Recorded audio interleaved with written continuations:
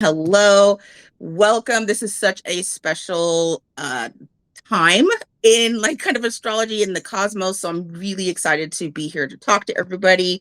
I'm here with my very special guest, Alicia. Hello. Hello, thank you for having me. And we are talking about the Lionsgate portal, which is tomorrow, Saturday, August 8th. So it's 8/8, the 8/8 portal. And we're going to talk about the astrology, kind of the meaning behind it. I'm going to talk about some of the magic behind that and talk about one of my favorite guides to work with and the energy to work with, which is Lion. So very excited to talk through all of this. So I'm going to give the floor to Alisha so she can talk about all the things that are happening in the cosmos, and I'll be asking questions. Just so you'll know, if we're ever looking down, this is a lot to talk through. So we're both looking at notes and things like that. So just to kind of give a heads up there. But first, let me introduce myself. For those of you who do not know me, my name is Aisha, and I am the author of My Sacred Bridge Grimoire. It is a grimoire, a book of magic, a living book of magic for women in business and women in work who want to bring in magic and ritual and into their work lives and business. And I love everything that I do. I love talking about it. So this is extraordinarily exciting. Hello, Faye. Thank you so much for joining. And this is going to be just amazing and just very epic. So I'm excited to have Alisha. So I will have you introduce yourself, say a little bit about the work that you do, and then take it away. Let's talk about the Lionsgate. All right.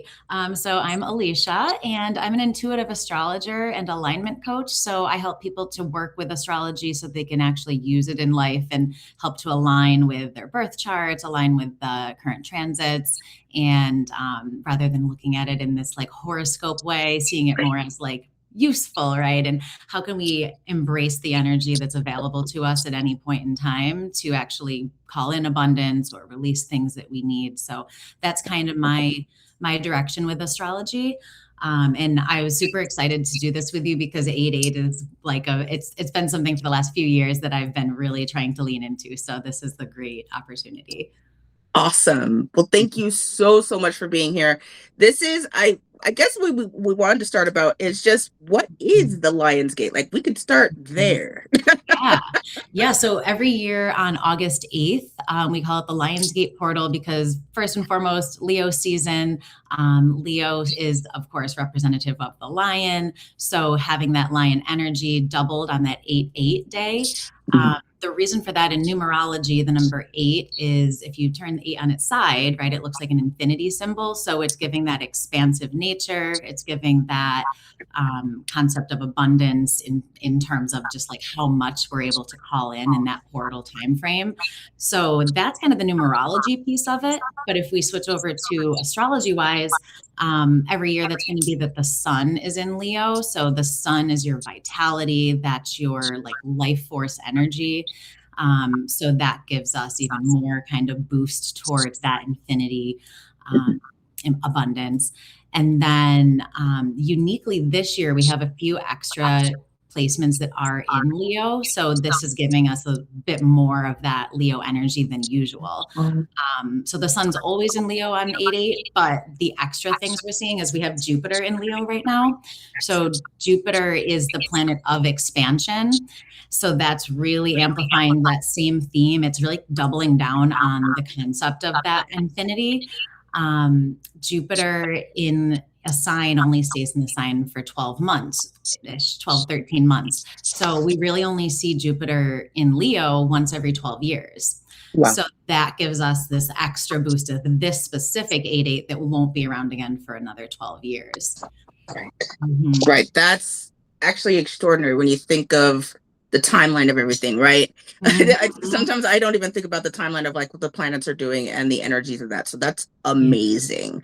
So what kind of energy can we expect? Like we talked about expansion for Jupiter, but what about like you talk about every year? So what kind of energy can we really expect from an astrological standpoint? Yeah.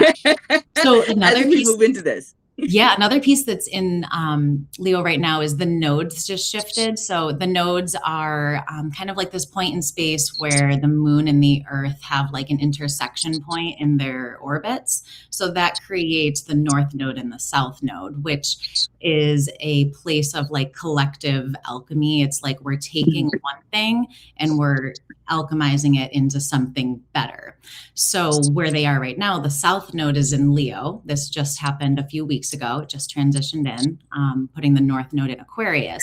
So the nodes actually reach those signs every 18 years. So to have the alignment of Jupiter every 12 years and then the South Node every 18 years at the same time is really crazy. That doesn't happen very often.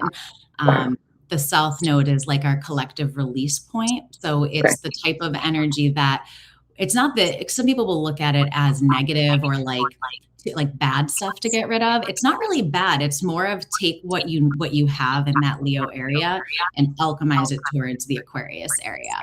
So Leo's all about that self-expression, your confidence, your creative voice.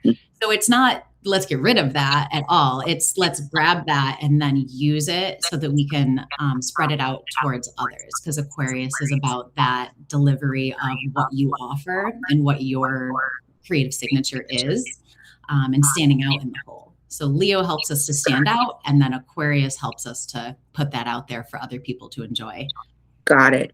And one of the questions that I have that I actually get asked, and I'm not an astrologer. I love astrology, but I'm not an astrologer. So one of the questions that I get asked a lot by my clients, and I'm always like, yeah, what do you do to find an astrologer to ask that, is based on your birth chart, right? Your nodes or your planets or whatever that's the snapshot. So as you're talking about now, the snapshot that's happening now, like how do you use the energy of what is in your birth chart versus, what is happening now?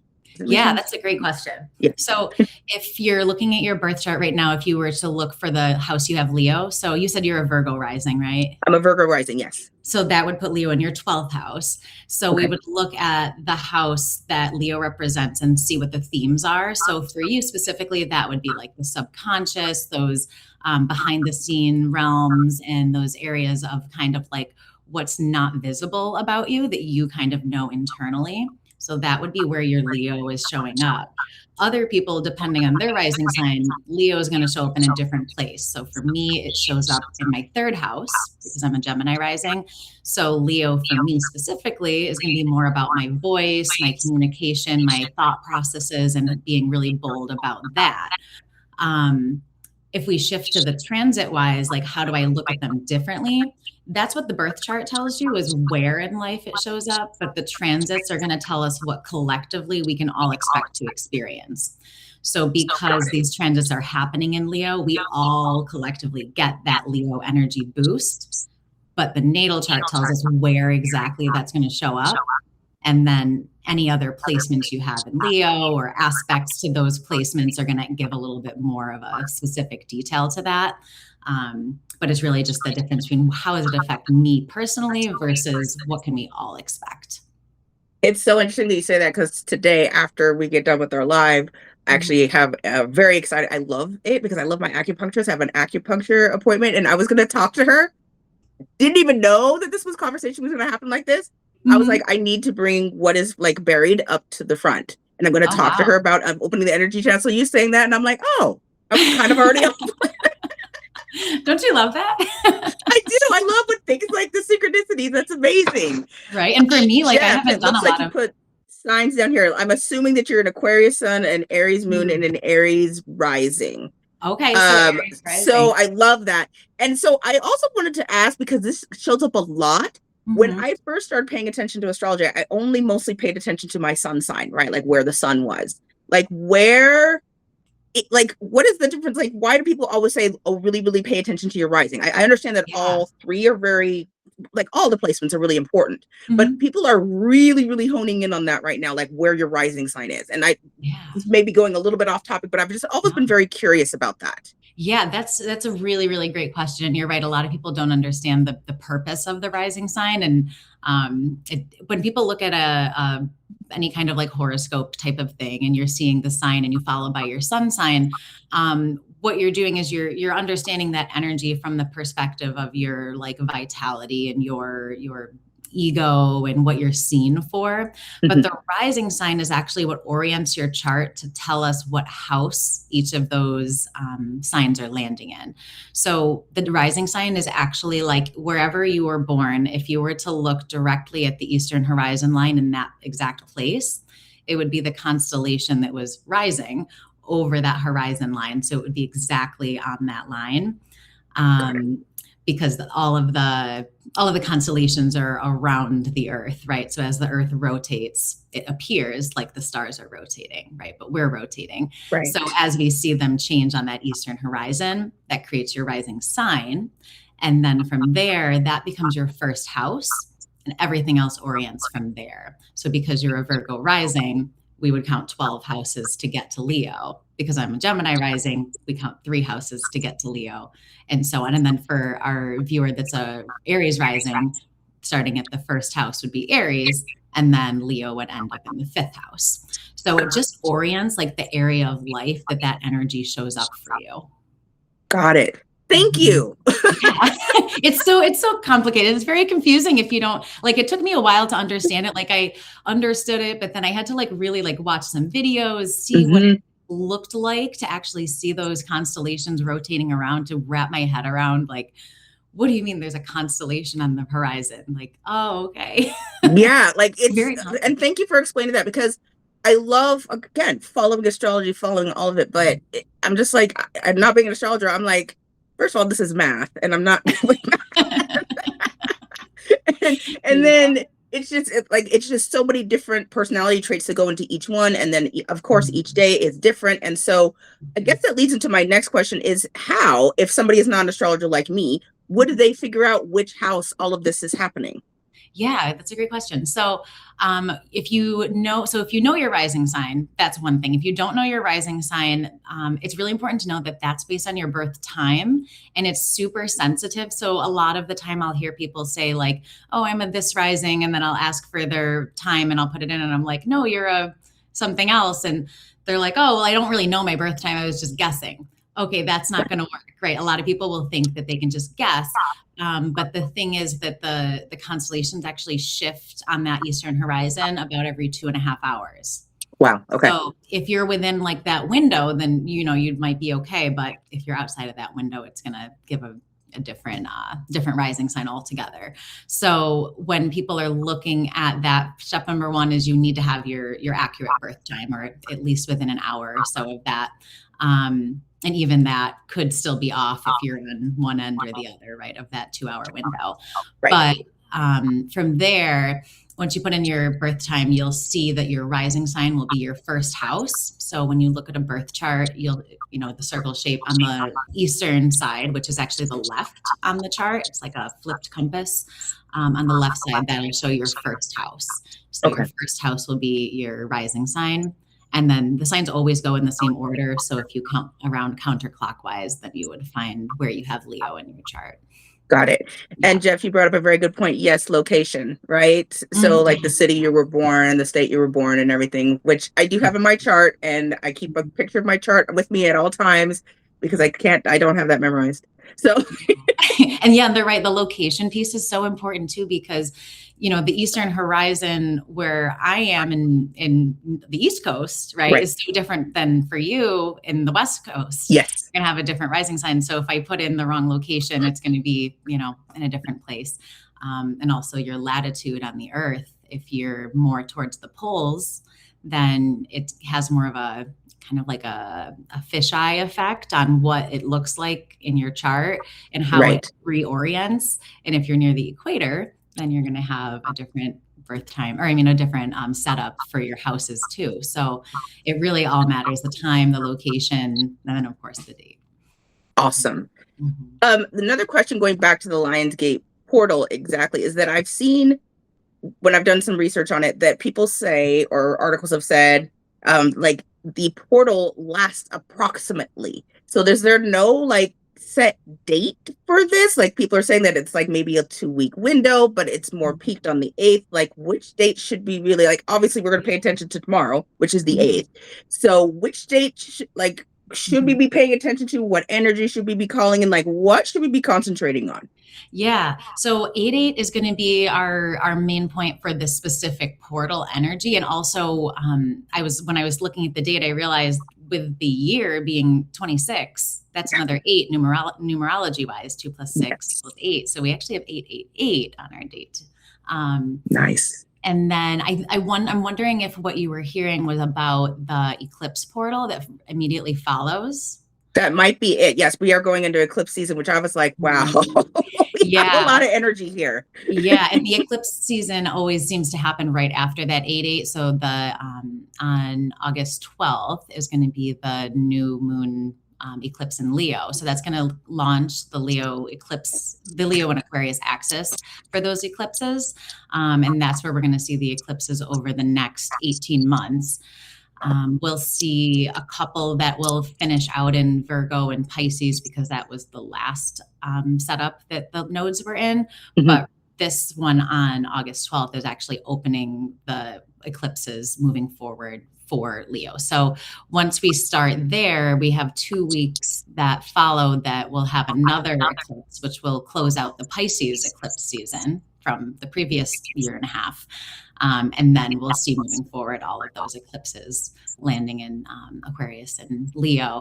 So I'm thinking those 2 weeks there is probably what you were hearing about, that Yeah. like immediately following this boost of abundant energy, we're getting this eclipse portal that's bringing in more Leo, more Aquarius, and having that alchemy point, right, that we were talking about, of like building the confidence, building the creative expression, and Yeah. then channeling that out to others to help share whatever that gift is that you have to offer. Nice. I love this. This is so informative. I love this so much. Thank you so much. Of course. Because it is. It's just like there's so much information out there, and I love following all of it because I love different perspectives. But Mhm. really breaking it down for people who don't understand astrology, I think is so important because this is such. I mean, people use it all the time. I use it for my work and how I launch, like the different kinds of energies, that kind of thing. Mhm. Can we go back a little bit? I Yeah. just saw, like, I'm a spirit guide channel, you guys. So I just saw Jupiter, and it was like, talk about me. So Jupiter, this is the Yeah. planet of abundance, right? They call it the Great Benefic, right? So this Mhm. is also a gas giant, y'all. If you, I think it's like 100 something Earths can fit into it, if I'm not mistaken, which is so insane to me, like so insane. And it is obviously a gas giant, and that big red dot that we all see that is like put into the media a lot, that is a storm that has been going on for almost 400 years, which again is insane. um so Jupiter's energy within this, and you said that this was a little bit unusual. Can you talk about that a little bit more? Yeah. It's unusual because of the timing of it. Okay. Jupiter spends 12 months in a sign, so it's going to take about 12 years before Jupiter will make it back to Leo. Okay. And the same time as the South Node being in Leo, that's giving us the eclipses in Leo. So that window just happens to land where the 12-month or the 12-year cycle for Jupiter and the 18-year cycle of the nodes are landing at the same time. So those are both in Leo at the same time during 8/8 portal, during Leo season. It's just very synchronistic to have all this extra energy there. Right. And with Leo being the South Node and the things that we're kind of alchemizing into something supportive of the collective, that abundance that Jupiter brings and the vitality that the sun brings gives us like an extra boost towards that infinity that we see with that double infinity sign on the 8/8. Got it. Perfect. Mhm. Now, in my work, there always is, and I don't ever want to make anybody think, oh my God, I shouldn't, like, almost a shadow side to things, right? Like things can be taken to extremes. Things can be, so is there any, like, while this, because that's a lot of fire energy. Mhm. That's a lot of fire energy. Yeah. And fire energy, I study elemental magic, and I teach that is go. It's take action, ask questions later, do all the things. But there is like a real possibility of burnout with that Mhm. if you could just keep doing. So is Yeah. that accurate? Like the shadow side of all of this can be like, watch your energy levels. Like what Mhm. advice would you give? Yeah, that's a great way to look at it around that fire energy, because not only this, but we also have Saturn and Neptune in Aries, which is also a fire sign. Yep. They both just went retrograde, so this is like a little bit of a reflective turn inward. Consider your output, consider your discipline, consider your vision for Neptune. So it's like a little bit of that reconsideration around what we're putting that drive towards. And then thinking more about the Leo energy specifically, Leo can have the shadow side of being overly bold, overly confident, getting this bad rep for being this sign that's just braggadocious, right? Like, Yeah. they always say, like, oh, watch out for, they always want to be on stage, right? This is Mhm. this whole stereotype. But on the other side of that, right, confidence is a great thing to have, as long as Right. it's, presented in a way that's suitable for the audience. No one wants to hear someone brag all day, but if you have something you're really confident about, speak your truth and share what it is that you have to offer. So I think that might be the main thing to look out for here, is to making sure we're not taking that fire energy and using it for overly, I guess, like the visibility in a negative way, right? Like Mm. visibility for visibility's sake, just wanting to be seen and just wanting to be heard, rather than it having a passionate purpose behind it.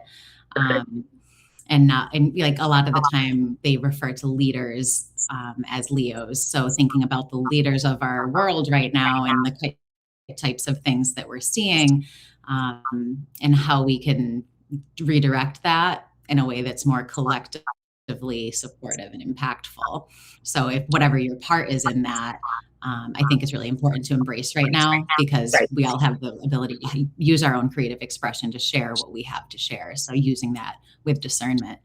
And I actually posted an article last week or the week before called "Your Role in Collective Alchemy" by Rising Mhm. Sign. So if you go in there, you could read about what this orients towards for your rising sign, where your specific rising sign is looking to take that expression, that creative expression, and alchemize it. So if you are looking for a little bit more direction on where that might show up in life, that's one thing you could check Yeah, out. 100%. So for anybody who's on Substack and who's a creator like me, like you, this is, if I'm not mistaken, this is a great time to kind of step into the energy that maybe has been a little bit buried. Like, this is what you're known for, like the things that you really want to talk about. So that I think that this is really amazing energy to really harness that and to just keep going and to say the things that you maybe wouldn't normally say. Right. Yeah, exactly. And actually the day after, so on August 9th, Mercury enters Leo. Oh, And Mercury is the planet of thoughts yep. and words, pretty much, right? So right after we open up this portal of abundance, then we're hit with, okay, now speak it out, share it. Got it. What's your thinking? What do you have to say? What do you add to this? What's your leadership quality? What are you confident in? And like actually putting it out there, it would be a good time to do that. Got it. Oh, this is amazing. And see, there's a lot of fire. I'm glad that I asked that a couple questions ago about the fire energy, because I'm also an Aries sun.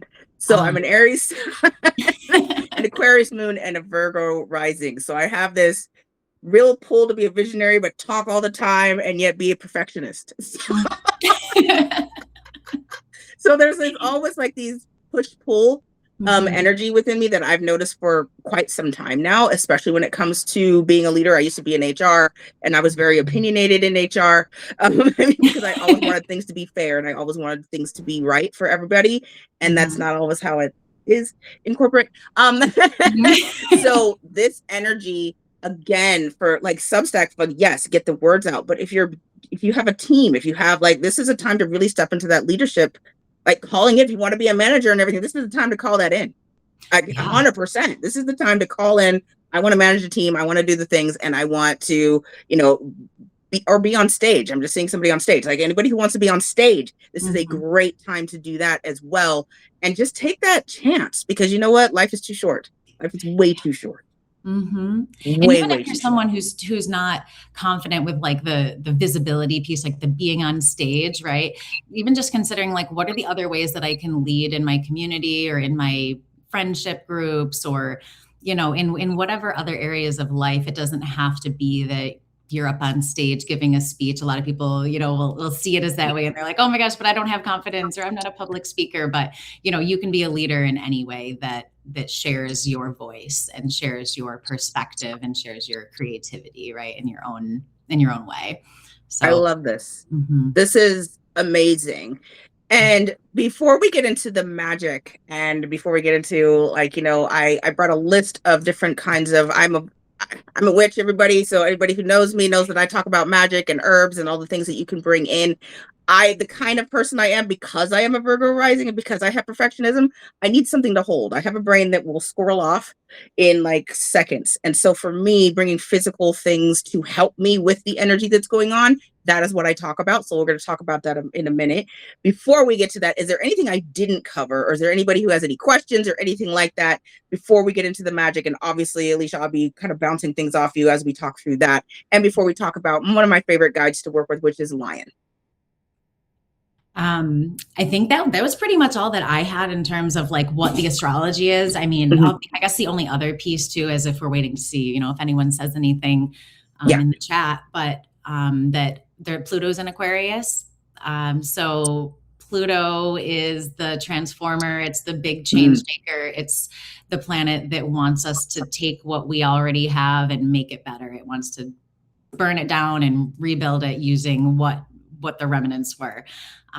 So in Aquarius, that's where our North Node is. So that's where the collective direction is already heading. So it's giving us a double dose of that reinvention energy that's opposite of Leo. So that's really where we want to take this. We want to take that creative expression and we want to channel it, funnel it over towards that direction. And then Pluto can really take that and make a big change out of it. So there's so much potential here. That's awesome. As an Aquarius moon, where I do a lot of reflecting on my giant visions, this is perfect. It's awesome. So that's perfect energy. Aquarius, I love this. And Venus and Mars over here. Yeah. Yeah, my Mars is in Pisces, so I'm just like fire and water. Okay, yeah, good. I don't actually have no planets in a fire sign in my chart. Oh, well, so you're pretty like calm, cool, and collected, where I'm like, I will burn everything down immediately and then ask questions later and then be like, oh, what just happened? All air and water over here. A little bit of earth. My Venus is in Aries. My Mars is in Pisces. It's just all crazy. It's so much fire. I'm just like, okay, this makes a lot of sense. And I'm wearing red to kind of like honor that. So that's one of the things I want to talk about is color. Yeah. Because I wear colors that really honor the energy that's going on. And I wanted to honor the fire that's going on, because this is time to really light your soul on fire. That's kind of like the message I was getting as I was sitting with this. So color's a great one. Yellow's a great one to talk about. Also, yellow's the color of happiness. Yellow is the color of success. Also gold, right? So I have a gold hair tie. Yep, I have a gold hair tie. And to hold my hair back, like I bring color into almost everything that I do. And so this is, for anybody listening, this is a perfect time to really think about like, how do you want to show up? Like if you like me, doing lives took guts, even though I have the Aries and I have all the fire and everything like that, to really start going live and talking and being okay with talking to people and being okay talking live. It took guts on my part. So what I do is I bring color into that. So I bring I work with the peacock guide a lot. So I have a peacock blue colored shirt that I wear when I want to be visible. So that's a really good one for Virgo. If we want a visibility talk and things like that, that's a really great one with peacock because they're loud. Have you ever heard them? They're like really loud. So that's a really great one. So again, color is really, really important to really bring in, I believe.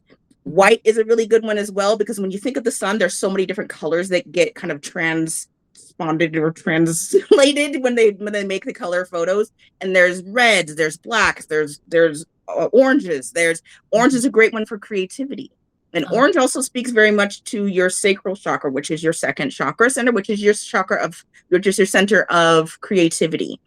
So actually, I wanted to ask you, because the solar plexus is like really associated with, that's your guts, right? That's, you're going with your gut, doing the thing.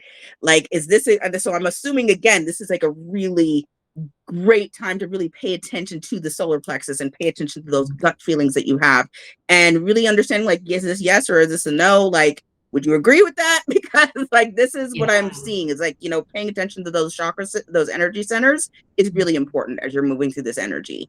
Yeah, just feeling in your body. What does a yes feel like, right? What does a no feel like? And Leo energy is also heart centered. So we can look at the heart chakra for that too, that it has that expansive nature, right? Of like how love is just, it's an abundant thing. There is no limit to the amount that you can have. So it gives a little extra boost of call in the things that feel right too. Yeah. So of course, solar plexus, but then also heart, what are you passionate about? Right. And Awesome. what feels like your thing.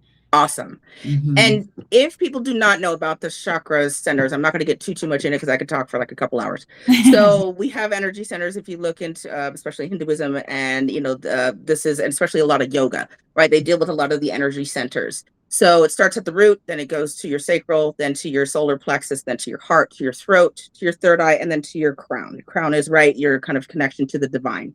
So as we talk about the solar plexus, which is usually associated with yellow. So if you want to like really like go traditional, you can, kind of wear yellows and things like that. And I wanted to talk about like if you have a sluggish one where your confidence may not be there, and how to wake that up. And a really great herb to do that with is a ginger.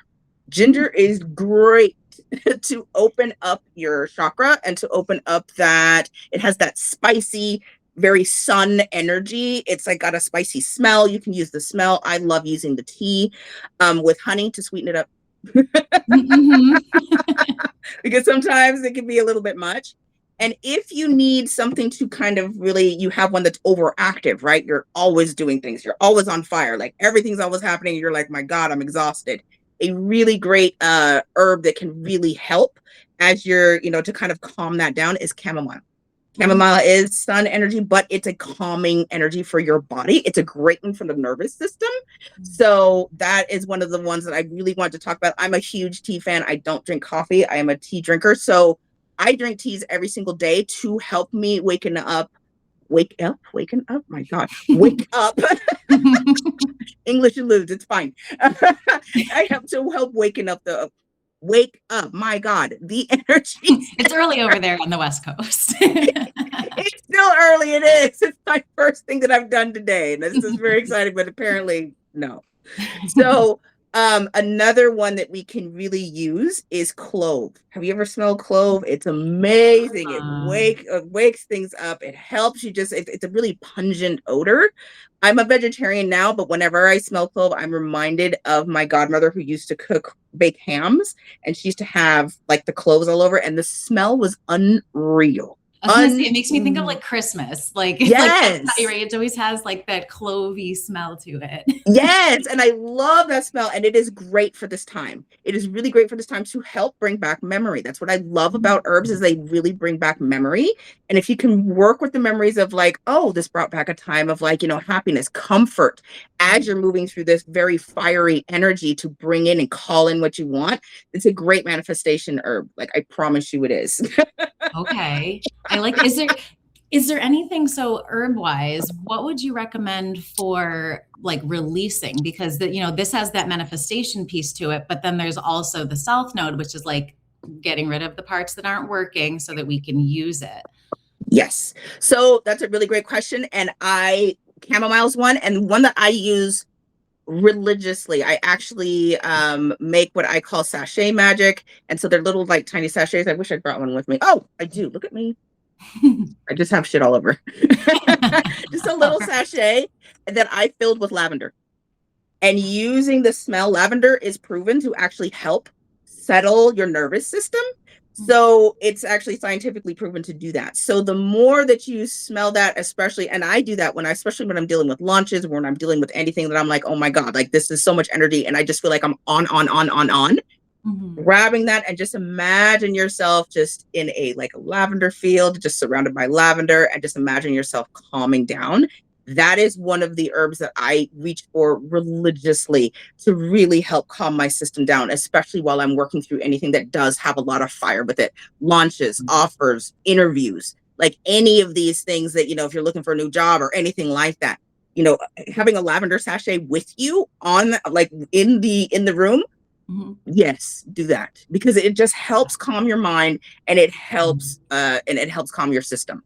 Yeah. So I love that so much. That's great advice. Yeah.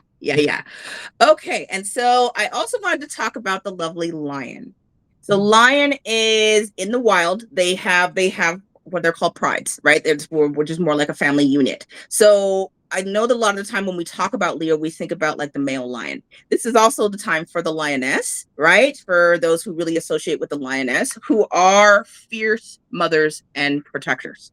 These are fierce mothers. Like if you've ever seen videos on YouTube where the male lion is kind of fucking around with like the cubs, and then the female lion will come and just literally rip it.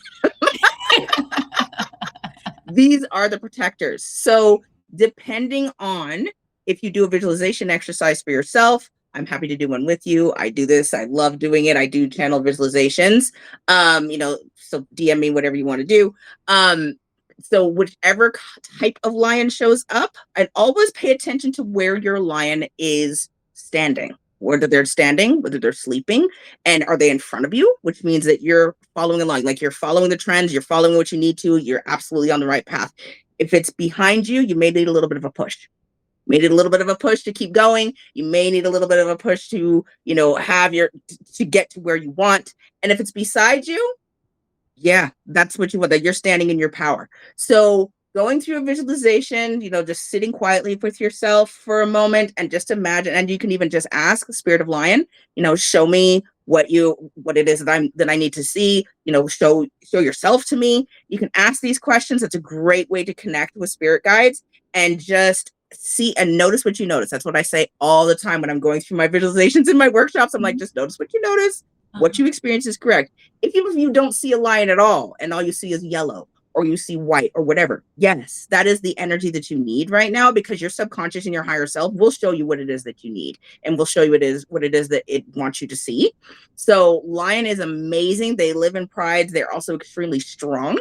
They are known as kings of the jungle, which is very interesting because they don't live in the jungle. True. Now that you say that, I never put those two together. When you think of big cat energy in the jungle, you think of tigers, right? Because they have the stripes, and that's what they camouflage, right? So, but lions, they mostly live in the savannah. A lot of them live in Africa, and we do have like pumas, things like that here, especially here in California. We do have them. But when I think of lions, I think of like the African lion, like the big mane, the big this, and it is amazing to call upon this energy when you do want to be on stage. Like I've worked with lion for like the past year to do these lives, to be able to talk about what I do. I come from a very buttoned up, very polished corporate background. And when I first had the very wild idea that I was going to stop working in corporate and go on my own, I was like, I must be out of my cotton picking. Like, what on earth am I doing? I must be out of my mind. And so I have worked very, very closely with my lion guide to step into that power. And whenever one of my favorite things to do, you can kind of scroll back on my notes, is to make altars. Alicia, you saw my altar that I did. That was great. Yeah, for lion. I love using tarot cards and putting that energy there because, like Alicia said, that 8 number, that infinity, that is strength, right? That's the number 8 card in tarot. So if you just have a deck, if you just want to print one out, it works either way. And just put it on an altar, light a candle, and do that for yourself. Speaking of candles, again, red candles, orange candles, white candles for new beginnings, right? White is a blank slate. So light a white candle for yourself. If you're like me, where I go ham and I dress candles with dried herbs, please be careful. Please be very, very careful because they burn very hot and very high. So, always fire safety, always make sure that you're there with a candle snuffer. I always keep the fire extinguisher near me. Just in case. Because I'm just, no. You've made that mistake one too many times. Yeah. My first time that I dressed a candle, I always put water in the bottom of the dish that I light with, just to kind of counter that. It also brings in like the element of water to really help that flow. Because the opposite of fire, right, is water. And so I didn't put water, and the dish that I had it on just exploded. And I was like, well, we learned. Whoops. Other herbs and other flowers that you can work with. Sunflower, right? Sunflowers are amazing. They're big, they're expansive, and they follow the sun. So the actual, so they start off facing east, and as the sun, as we move around the sun, then it just follows that and ends up to the west. So sunflowers are amazing. I use the dried petals in a lot of my spell work. also calendula. So calendula has yellow petals as well. You can also use marigolds, things like that, using the dried petals, and you can use that in your spell work. So all of these things that are really just like sun energy, happiness energy, because I believe when you're working with a lot of sun energy like this, bringing in happiness is key. Because if you're just working with this go go go go go go go go go go go go energy, like again, you do have you could burn yourself out, and that's not what you want to do, because then you have to go through the recovery, and trust me, I've been in that, and it can last forever, and oh my gosh. So really calling in your happiness while you're doing this. And what I love that Alisha that you said is to pay attention to how to yes and no feel in your body. So one of the things I love to do with my clients is tell them to close their eyes and then to just tell themselves yes over and over and over until you get a feeling, and then you know what yes feels like.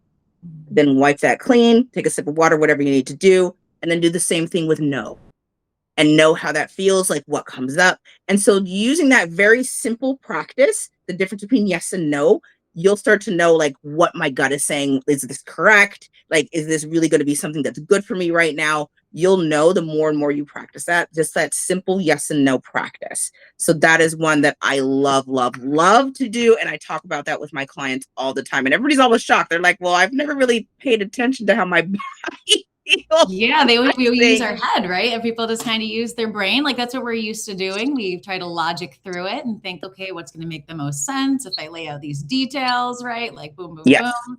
But the body knows. The body knows that the mind.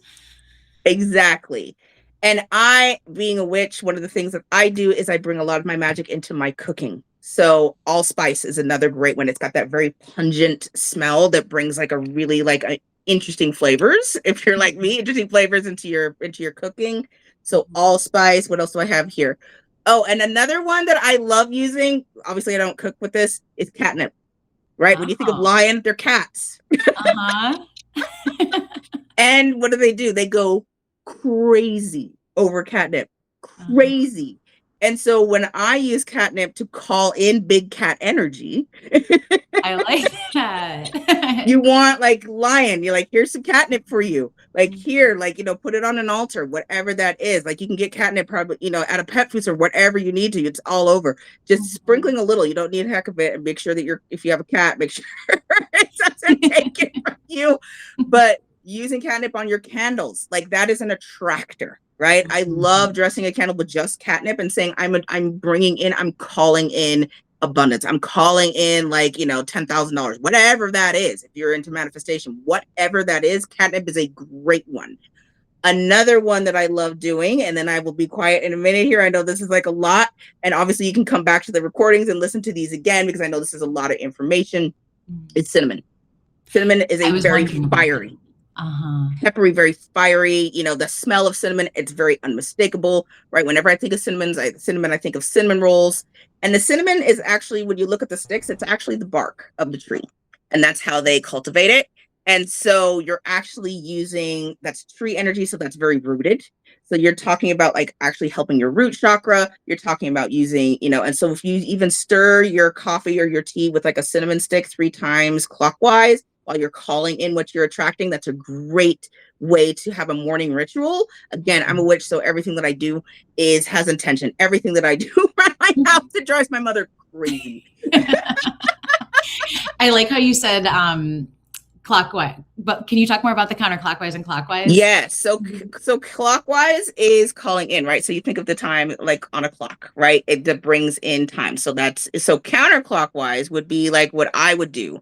And again, this is very personal. Magic is very personal. And I say this to every single person. Magic is very personal. So you're going to use it how you're going to use it. But I do clockwise when I want to call in, counterclockwise when I want to call out. It's the same thing if I'm writing intentions down. If I want to call something in and I'll write it down, I fold the piece of paper towards me 3 times. Whereas if I'm releasing something, fold it away from you because you don't want it. And also, just really quick witchy tip, if you're releasing something on a piece of paper and you fold it away, throw it out outside of your house. You don't want it in your house. You don't even want it around you. Throw it out outside of your house or burn it. It's a really great way fire is a really great way to transmute energy. Think of volcanoes, right? Like they spew all this shit out and it's destructive as fuck. But after everything is said and done, it's the most fertile soil on earth.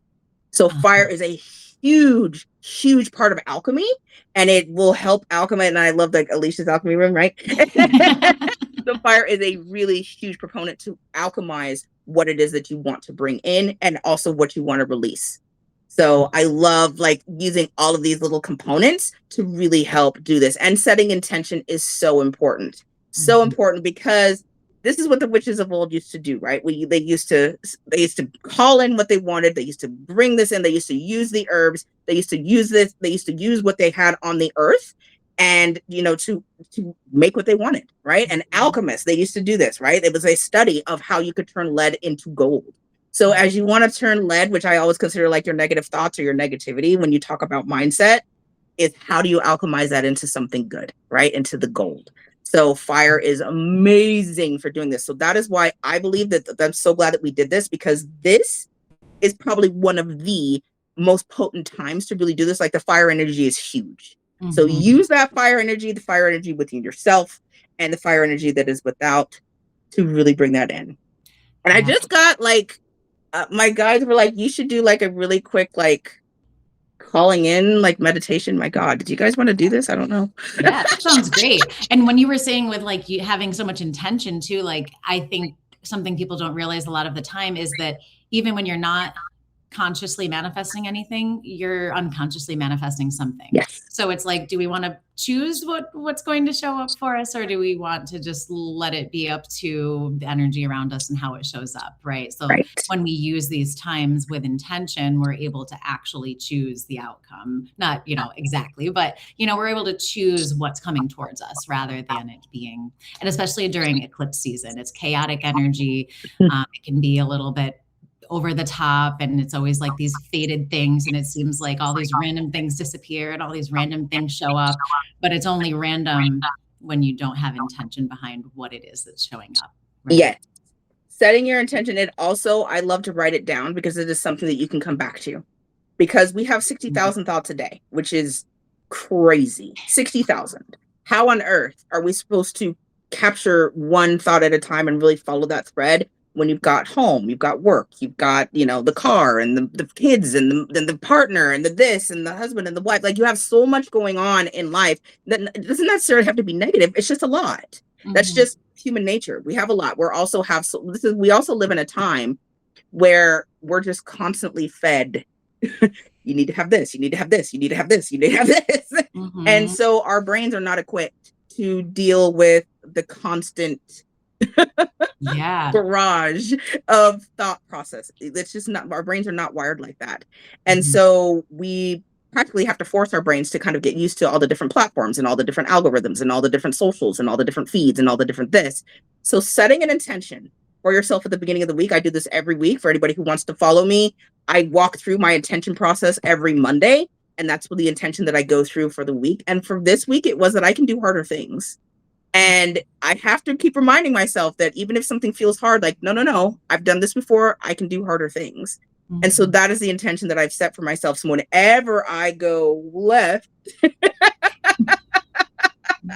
my brain goes left, I'm able to bring my energy back. And that is one of the key points of manifestation, of law of attraction. It's one of the key points that I think a lot of people don't really hone in on enough, is that setting your intention and how it can really help you refocus your brain, especially in those squirrel moments. If you're like me, probably undiagnosed ADHD, where I just seem to go off the chain. And I'm like, okay, I need something to bring me back. That's why I love magic, because it is something physical for me to hold on to and something physical for me to do. So I'm like, yes, I remember when I set the intention, and this is what I did. I set my intentions when I make my sachets. I carry them with me, because when you're out and about, things happen. And so it's immediately, like, people think I'm weird. They'll see me like in the store, just like this. No, no, it's fine. I'm just like resetting my brain. They're like, okay, That's funny. It's great to have those things on you, though. I mean, it's great to have all these tools that you can use at any given time, because sometimes people think they have to just kind of know how to snap themselves out of it or know how to do this, know how to do that. Like, you can have tools on you, that Yes. can help you with that. Crystals and these different herbs and all of these things can be tools.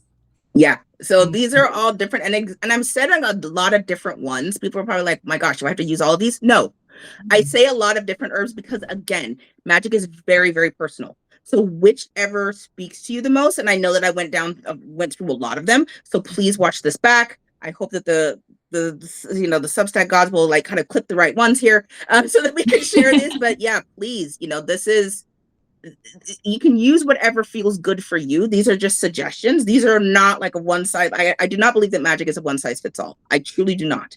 And so whatever fits best for you is going to work for you. So again, pick what works for you. And like, if cinnamon's your bag, absolutely bring in cinnamon, especially during this season, calling in things. But like Alisha said, to calm yourself down, maybe bring in chamomile. Lemon balm's another good one for the mind. And lemon balm's a really good one. I've used lemon balm tincture before. It actually did help a lot. I should probably get some more. And then of course, lavender. I love lavender teas to help calm my body down. And chamomile again. Chamomile, like everybody knows about chamomile. Mm-hmm. Chamomile tea is a big one. So that's a really great one to kind of calm your body down, calm the mind down, especially as we're moving through this very potent time. So yeah. And those things can help you see that yes too, you've helped you feel that yes when your body is calmer. Exactly. So to close this out, because we're going on almost an hour, I can't believe that. I would love to just walk through a very short kind of grounding exercise, and so that we can walk away just grounded for the day as we go into our weekends. I hope everybody has an amazing weekend. I hope everybody has an amazing week coming up, and I hope everybody has an amazing portal. Has an amazing 8th. I'm so excited about this. I'm going to be calling in a lot of my personal power. I'm going to my acupuncturist today, and we're going to talk about all of this. So I'm very excited. So I'd love to walk everybody through just a very brief grounding exercise so that we can walk away feeling good, if we're good with that. Great. All right, cool. So wherever you are, feet flat on the floor, and close your eyes if you can. And we're just going to breathe for a moment. Deep breaths in through your nose. And out through your mouth. Pursing your lips so that the breath slows down. In through your nose. And out through your mouth. You're exactly where you're meant to be. There's no place else you need to be right at this moment. All is well. We're going to come at this from a place of gratitude. I would like you to think of one thing, just one, that you are grateful for. It can be a person, a place, a thing.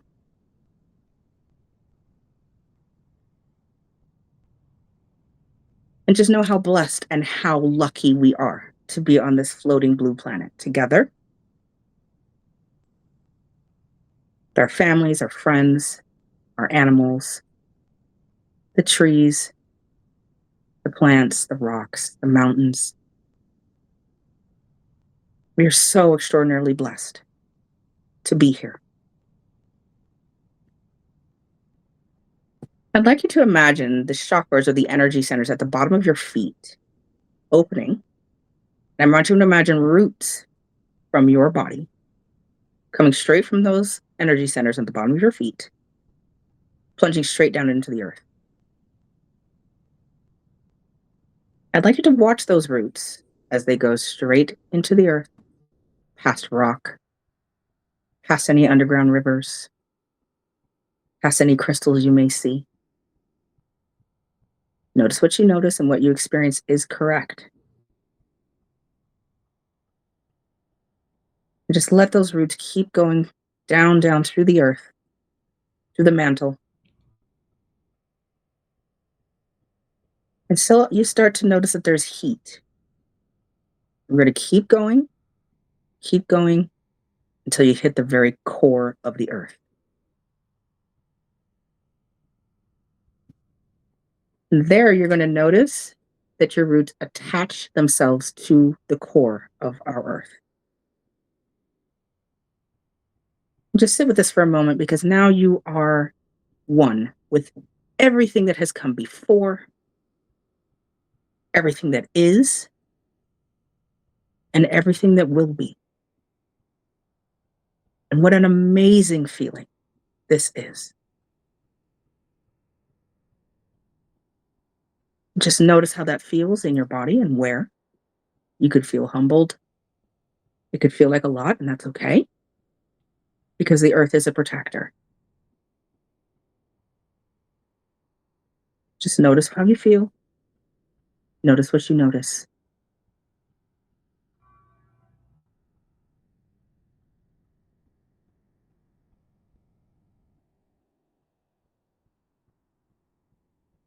And now that you're protected, just know that as you move through the rest of your day, the rest of your weekend, and the days that follow, that you are connected to everything. And you can open your eyes when you're ready. I love doing just very brief ones like that. Mm-hmm. And I love that you lead with, like, there's no wrong way to do this. Whatever you see is what it is. Like, that's so important, because I know when I first started doing meditations and stuff like that, I was stuck on that, right? Like, they're like, oh, see a lion, right? No. For example. And I'm like, I can't, you see what you see, and whatever you see is what's meaningful to you in that moment. Your subconscious and your higher self know. They know what it is that you need to see. They know what it is, what you need to experience. Like, if you just saw nothing, that may mean, and that's fine. That may mean that maybe you're having a harder time calming your body down. That's okay. There's all information. That's all information that comes through. Like, even just paying attention to the roots. Maybe you didn't see roots. Maybe you just saw like a rope, or maybe you didn't see anything. You just saw light. That's absolutely fine. So, I guide, these collective, these collective meditations, but they really are just what it is that you experience. Like I said, magic, all of this is very personal. So, with all of this being said, thank you so much, everybody, for joining. Faye, Lisa, Jeff, Claire, Daniela, Kim, E.G., Espacio, hello. Like, just thank you so much. Oh, you're so relaxed. Thank you. And that's all that this is. It's just to relax you a little bit before we go on to this very fiery energy. If I want to say, like, almost like best of luck with this portal, because like we could all use a little bit of luck. We could all use a little bit of wisdom and luck and all that. So have fun with it. Have fun with this energy. I love all the information. Please come back to this if you need to read. It's going to be up on mine. I'm assuming it'll be up on your publication also, Alisha. And please follow along with us. This is what I talk every single day. I'm here every single day on Substack. So have fun. Thank you so much for coming on to this, Alisha. I really appreciate you. Yeah, thank you so much for the invite. I love this. This was great. Yeah, awesome. Everybody have an amazing, Claire, thank you. And have an amazing rest of your day, and have a great 8th, everybody. We'll talk soon. Have a good one.